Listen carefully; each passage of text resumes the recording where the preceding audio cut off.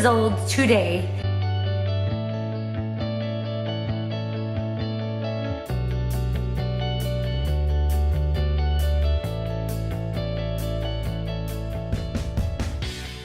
I just want to share one story that I will hold on to forever. I'm a balloon entertainer, and I still haven't made them for you guys, for Sunshine Nation on here yet. But it was my first night of work, and I was really nervous because I popped a lot of balloons. And I remember I went to work, and I was making the balloons, and it wasn't super fast, but I was decent. And I remember the manager pulled me back into the back room while I was making balloon animals, and he wasn't paying me, but I was just going off tips. But he pulled me in the back, and he was like, "What are you doing? You're holding everybody up. You're messing up." And he said, you got to get through everything faster. And I just thought, oh my gosh, I'm doing the best I can. And my personality is I either cry, break down and cry, or I fight back and say, "Why are you being so mean to me?" You know, I would have said that. But I remember I just stood there, and as he just tore me apart, saying, "You're not good at this, you're not good at that." And the manager of this restaurant turned around and left, and I just stood there in the back room, took a deep breath, like that, to just like kind of get myself ready again. And he came back and he said, "Do you have another problem?" And I was like, "No, I don't have anything." You know, I just was quiet, and I said no. And he went back again, and I thought, oh my gosh. So I remember at that moment, I all of a sudden felt strengthened. Something inside me was like, "You're okay, Rachel. You're okay." I didn't cry, and I didn't fight back and say, "You're not being nice." I just took that deep breath again and went out, and I smiled, and I made balloon animals, and I made people happy. And I went home, and my dad called me. This was while I was at college. And my dad called me away at college, thousands of miles away, and he said, "Rachel, how are you doing?" He said, "I was really worried about you tonight." And I said, "Well, I was working a job, and I had a hard night tonight. The manager was yelling at me in the back room because I wasn't working fast enough." And he said, "Was that around 9 o'clock?" And I said, "Yeah, it was actually." And he said, "I was watching a movie with your mom, and I had this strong feeling like I needed to pray for one of my children." He says, "So I left the movie." He actually left the movie and went in the little like waiting area there, the foyer or whatever it is. And he said, "I felt a strong feeling like I needed to pray for one of my children." So there are 5 of us. I went through each child. He's like, "Is it Jared? No. Julie? No. Mike? No." And all of a sudden he felt the Spirit really strongly. "It's Rachel. I need to pray for Rachel." So he prayed for me right at the moment when that manager was yelling at me and telling me pretty much how useless I was. And it's because of that prayer, thousands of miles away, that I was able to deal with that moment, square my shoulders, and go back out to work. So thank you, Dad, for always being so close to the Spirit to bless me when I've needed it most. Whew. So I had to wipe my eyes for a minute before I could tell this funny story about Dad. Every time we call him, he'll say, "How's your health?" I was like, I remember one time I said, "My arm hurts." He said, "You know, if you drink grape juice, I really think it'll help you." I remember feeling irritated, like, "Dad, the grape juice isn't gonna help my arm. Every ailment, you know, if you drink grape juice." So, whenever he came to visit us out in Utah, he had driven through all the mountains, and I guess his brakes started to lock up, but he had driven all those miles, a couple thousand miles, all the way out to Utah to see us. He was 1 mile from our house, and we kept wondering why he was so late, but his car caught on fire. And, you know, he jumped out, and his car just burning where the brakes were, you know, behind the tire. He didn't have any water to put the fire out. He was panicked.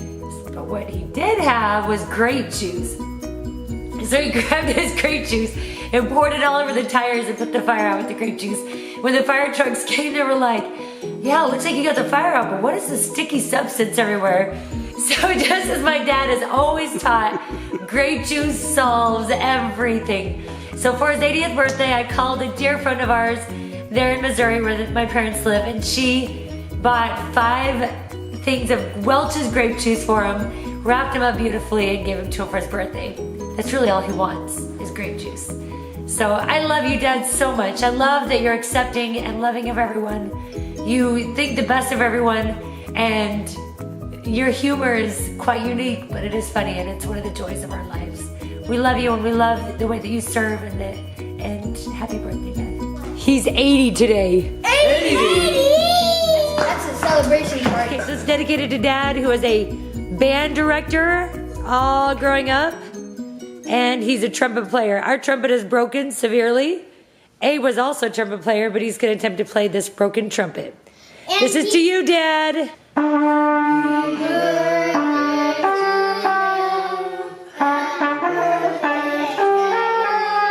Wow. One more time.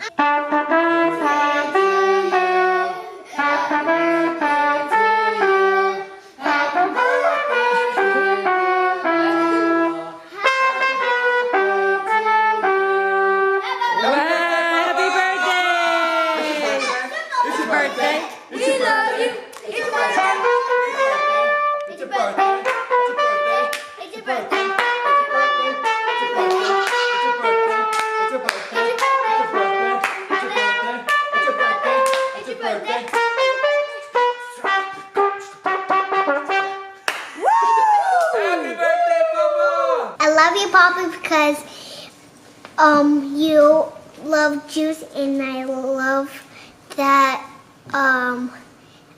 that you always do funny jokes. I love you so much. Oh, that's a big hug, Papa.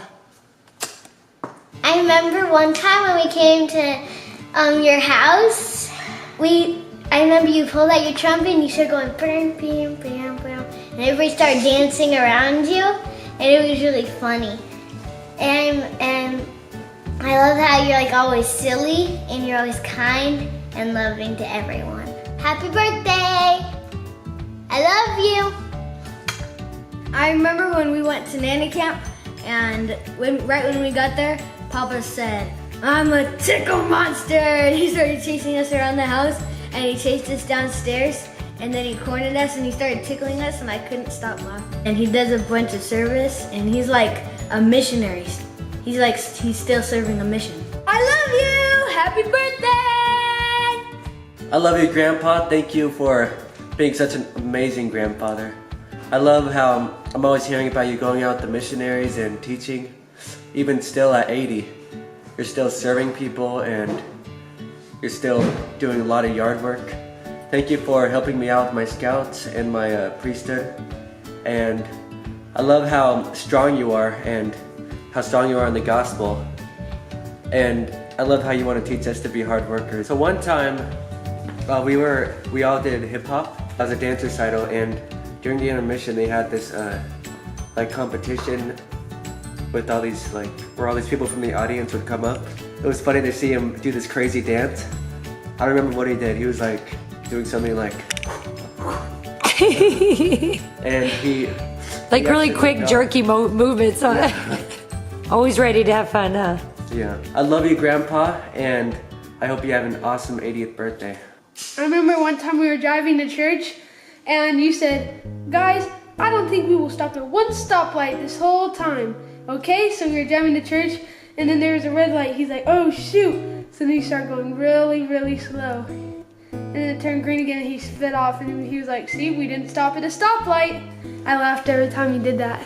He's a good example. He shows you how to have fun and you don't need to be serious all the time. That's for sure, huh? Yeah, I love him so much, and you're 80. I had been thinking you would be 65 because you're out there playing softball, volleyball. You're out there kicking the ball all the way to Kansas City. I like about Papa, he played softball with us, and I was on their team. One time, Mommy spilled the grape juice, and then Mommy got a spanking when she was little. Yeah, but I told you about that, huh? That's because he loved grape. That was the only spank I got my whole life. When I spilled the grape juice. Papa loves grape juice. He's so kind, and I love playing with him. And he was like, He plays the trumpet, huh? I couldn't stop laughing. I love you. Happy birthday. Don't forget my gift that I gave you. Papa, Papa, Papa.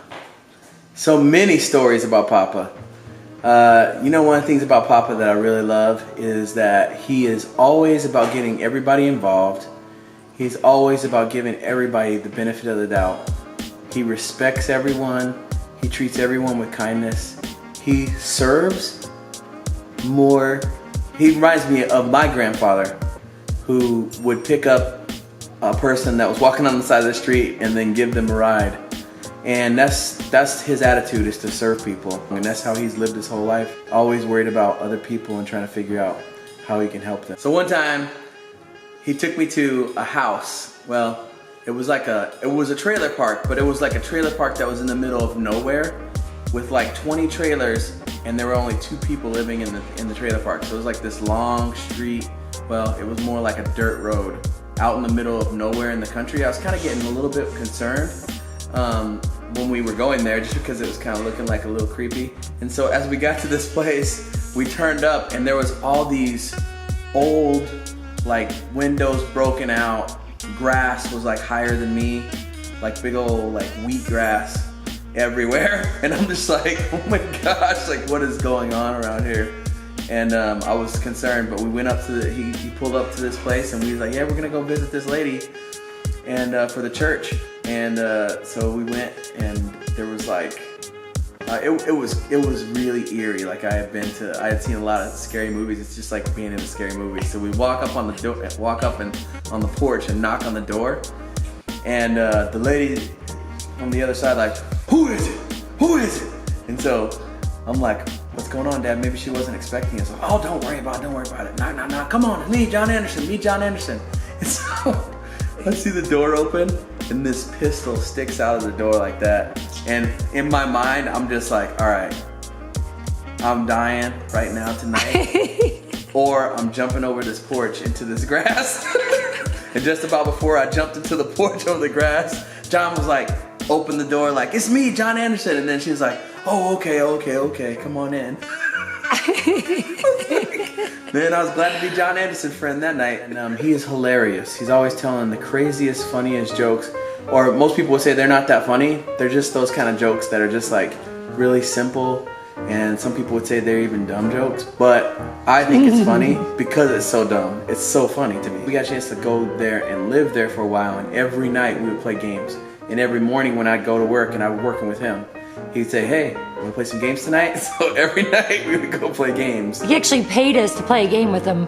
Well, we told him, we said, what was it that we said? We're busy. We're busy, we don't have time. We don't have time to just come play games just for fun because we have other things we have to do. And he said, no, that's okay. We'll put you on the clock. Pay you to go play games. So we had a blast doing that. And thanks for being such a great example, Dad. Love you. And happy 80th birthday.